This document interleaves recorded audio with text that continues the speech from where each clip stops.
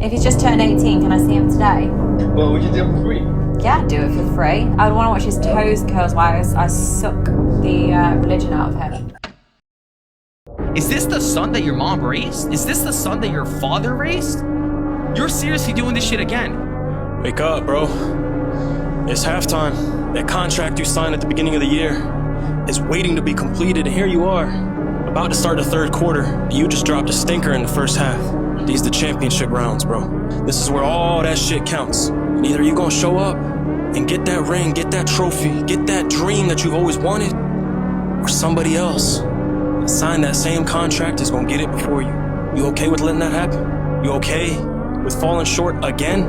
Cause I ain't. You told yourself this year was different. Stop talking, bro. Start doing. The strongest man in the Bible wasn't taken down by an army, he was taken down by lust. Samson had supernatural strength. He killed a lion with his bare hands. He defeated 1,000 men with a jawbone. Yet one woman destroyed him, and it cost him his power, his vision, and his purpose. They shaved his head, gouged out his eyes, and made him a slave. That's what lust does. It weakens you, it binds you, and it chains you. Lust made him weak, and it's doing the same to you. It's why you can't focus. It's why you don't have any discipline. It's why you feel drained all the time. The enemy doesn't need to fight you if he can just distract you. Samson lost his power, his purpose, his sight. How much more do you have to lose before you wake up? And the real issue is that you've got no mission, no purpose, and no edge. You're bored, you're stressed, you're undisciplined, and porn becomes the easiest way to escape yourself.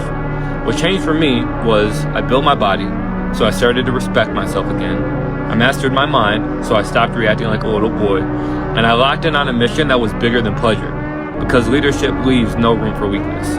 If your life was a movie and people were watching up to this point, what would the audience be screaming at the screen, telling you to do with your life? What would the audience watching the movie of your life be screaming at the screen, telling you to do?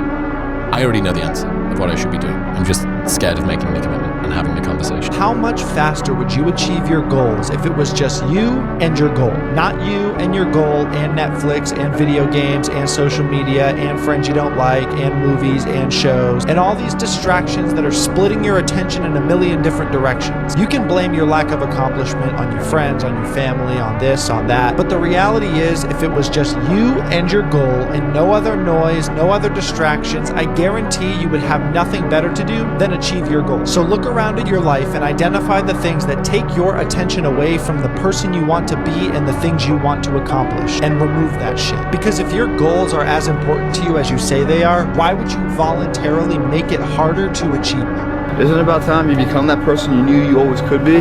How do you do that? You break the fucking mold, guys.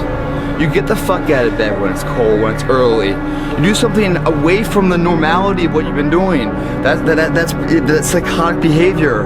Doing the same thing, expecting a different result doesn't work that way. You must switch up the mainframe. Switch it up if you want a different result, man. Why not try it, man? Shock the system. Start with an earthquake, man. What I mean by that is, yeah, get up at 4 in the fucking morning one day. Just one day. And go for a fucking run. Commit to one day. And see how you feel. You can't talk it all the time, you gotta walk it. Commit to one day, try it, see how it feels. Getting up that fucking early when everyone else is asleep, or when it's that cold, when everybody else says, no, this is not comfortable, we shouldn't do this. You say, yes, motherfucker, I'm gonna introduce myself to it.